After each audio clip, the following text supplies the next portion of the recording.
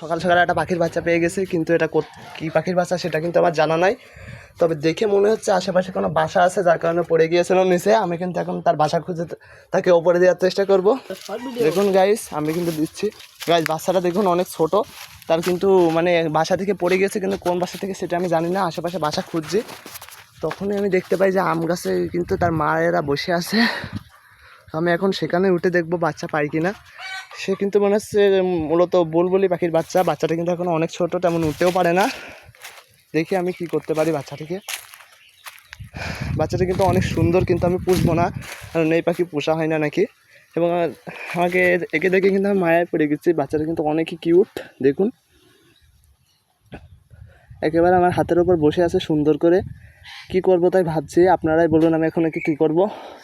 তখনই দেখতে পাই যে গাছের ওপর কোনো পাখি ডাকছে, মূলত বোঝা যাচ্ছে না কি পাখি, মনে হচ্ছে বুলবুলি পাখি। বাচ্চাটা তারই, আমি আমার দাদিকে দেখেছি, বলছে বুলবুলি পাখির বাচ্চাটা এই যে। এটাকে আমি এখন বাসা খুঁজছি যে কোথায় পাওয়া যায় বাসাটা। তাকে নিয়ে আম গাছে উঠে পড়ছি। এই তো গাইজ বাসায় উঠে পড়ছি আমরা। বাসা দেখেছি, বাসার পাখিটার বাসা দেখে ফেলেছি। এখন আমরা উঠছি সেখানে। বাসাটা এমন জায়গায় করেছে উঠা যাচ্ছে না, তারপরে উঠবো। দেখুন ওই তো, ওই যে বাসা, ওখানে উঠছি।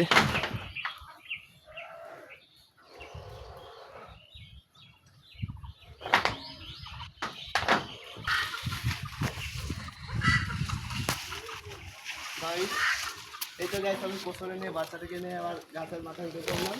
এখন তাকে পড়ছে বাসায়, আছে আমার ক্যামেরাটা ধরছে। এবার বাসার কাছে চলে আসছি। এই তো বাচ্চাটা আমার সাথেই আছে, বেঞ্চের ভিতর নিয়েছি, নাহলে হবে না। এই তো বাসার সামনেই, কোন ডালে উঠতে তারপরে যাচ্ছি আপনাদের ভালোবাসায়। ও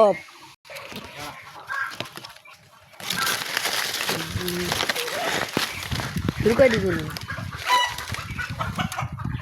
গাড়ি, সেখান থেকে পাখির বাচ্চাটা তুলে দিচ্ছে। দেখুন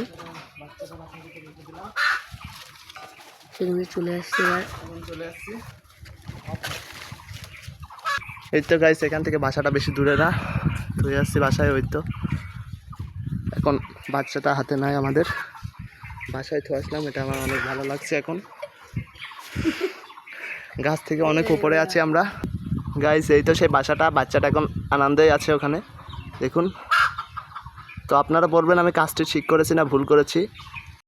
তো গাইস বসে আছে এখন গাছের ওপরে বাচ্চাটিকে রেখে। তো অবশেষে কিন্তু আমরা বাচ্চাটিকে বাঁচাতে সক্ষম হলাম। যদিও বাচ্চাটা নিচে পড়ে গিয়েছিল, তবুও আমরা বাঁচিয়ে ফেললাম। এটা কিন্তু করে আমার অনেকই ভালো লাগছে, কারণ জীবজন্তুকে সাহায্য করা আমারই কাজ।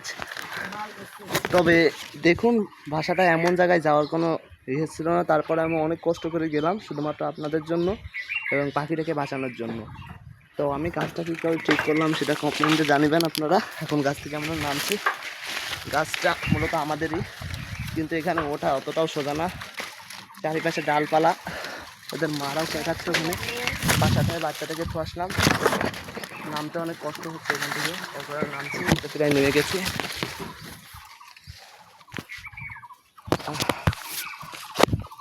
বাচ্চাটাকে নিয়ে ফোন নিয়ে যাচ্ছিল না, যার কারণে ফোনটা আমার খালাতো ভাইয়ের কাছে দিয়েছিলাম।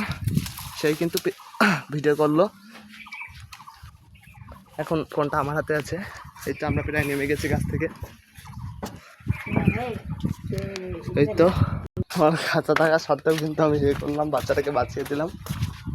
বাঁচিয়ে দিয়ে আবার বাড়ির ওখানে চলে আসলাম, ঘরের দৌড়টা লাগিয়ে দিই। তো আমি বাচ্চাটা পেয়েছি, কিন্তু এখানে মানে নিজ সোজাসুজি পড়ে গিয়েছিল, তুলে দিলাম।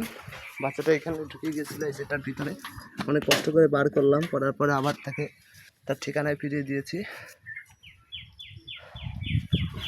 বাসাটা এখান থেকে অনেক দূরে। দাঁড়ান, প্রথমে বাচ্চাটা এই যে এই ফাঁকটায় গিয়েছিলো, এইখানটায়, সেখান থেকে তাকে ধরে এনেছি আমরা। ধরে এনে তারপরে গিয়েছিল এখানে, আনার পরে তারপরে এখানে গিয়েছিল, সেখান থেকে ধরে আমরা গাছে দিয়েছি। তো গাইস, আমি কি কাজটা ঠিক করেছি কি আপনারা কমেন্টে জানাবেন। আর এমন রেস্কিউ ভিডিও দেখার জন্য আমার চ্যানেলটা লাইক দিয়ে আমার চ্যানেলের সাথেই থাকুন। ধন্যবাদ সবাইকে, আসসালামু আলাইকুম। এতক্ষণ সাথে থাকার জন্য সবাইকে ধন্যবাদ। তো পরবর্তীতে এমন এমন ভিডিও পেতে আমার চ্যানেলটি সাবস্ক্রাইব করে দেবেন। ধন্যবাদ সবাইকে, আসসালামু আলাইকুম।